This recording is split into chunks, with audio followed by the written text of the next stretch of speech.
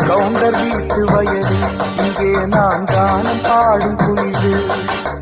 கழுத்த நீக்கி கதிரு தென்னேற்று காத்திலாடும் கதிரு வடிக்கிற சோறும் குடிக்கிற நீரும் தந்தது தந்தது மண்ணு அதுக்கு ஒரு வந்தனம் வந்தனம் பண்ணு நம்ம தாத்தாக்கு தாத்தா தாத்து ஆத்தா பாட்டாங்க விவசாயம் கவுண்டர் வீட்டு வயல் இங்கே நான் கானம் பாடும் குயிலு கழுத்த நீட்டி கதிரு தென்னேற்று காற்றிலாடும் சதிரு